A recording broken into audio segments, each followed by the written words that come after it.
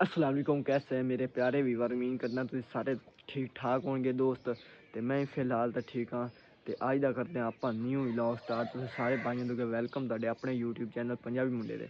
तो अज दोस्तों यार छोटी जी वीडियो है, मैं चलो छोटी जी बनाई है एक दोस्तों लिए भाई। मतलब कि आप सोते हैं 2-3 डंगर विकाऊ। तो मैं चलो यूट्यूब पर आप वीडियो अपलोड कर देंगे, नंबर दे दिखा दोस्तों जिस भाई जरूरत हो, मतलब कि वो रबता करके साढ़े नाल लै सकते।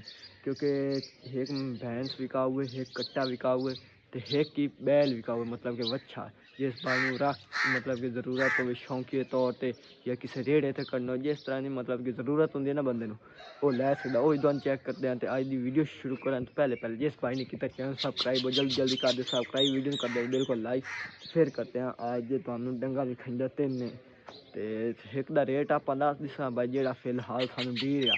तो अगर तुस जो दूसरे ना अगर रबता कर लिया भाई वो तुस लेने हो तो नंदी मुकाल सा तुम चेक करेंगे पहले वच्छा, मतलब कि जो विकाऊ खड़ोता साढ़े को दोस्तों चेक कर लो वच्छा, चेक कर लो ये बिल्कुल धुंधा हो चुका। चेक कर लो तसल्ली नाल दोस्तों, ये है साढ़े कोल सेल होने वाला। चेक कर लो माशाल्लाह बड़ा प्यारा बच्चा है ना। इनू कोई दोस्तों मतलब कि होंगे ना बीमारी या कोई होंगे रोला होंदा जी वजह तू मतलब कि सेल करिंदा, ऐसा कोई मसला नहीं, बिल्कुल ठीक है। ऐसा क्योंकि आप ऐसे शौक लगी बेचन दे सके चलो कुछ होर डंगा लेने हैं तो मैं चलो यही बेचन दे। एक भैंस विकाऊ फिर कट्टा होर विकाऊ तुम भी पहले ये तसल्ली नाल वेख लो।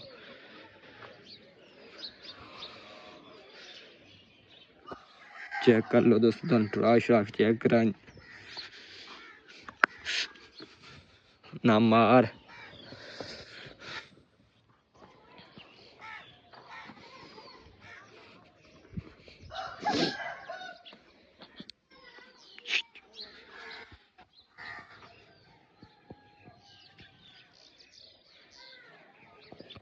ये दोस्तों तुम चेक करा दिता तो थले आप नंबर ला दिता, इस बिल्कुल रबता कर सकते हो।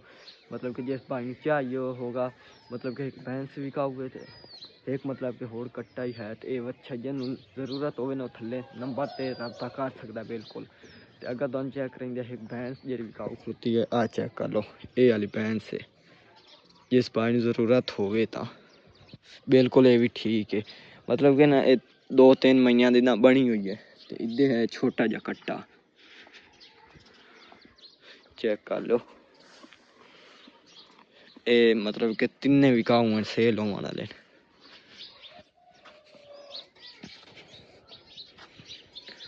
ये दोस्तों वच्छा ना तो मैं चेक करा देना केड़ी गाय दा इतने गाय खोती चेक कर लो। इस गाय का वच्छा है ओ ते ओ वाला वच्छा ते आ गाय को वच्छा बैठा है। दोवें भाई हैं इधर बैठा गा, ये दोस्तों दोवें भाई हैं। तो थले आप नंबर ला दिता, जिस भाई जरूरत हो वो साढ़े नाल रबता कर सकता। तो जो दोस्तों ये वाला वच्छा इदा असी फिलहाल मांग रहे हैं 1.5 लाख रुपया। लेकिन जो इतने व्यापारी आते हैं साड़ी देहात तो वो दसेंदे कोई लाख दसेंदा, कोई 1 लाख 10, कोई 1 लाख 20, लेकिन आप खोते हैं 1.5 लाख से।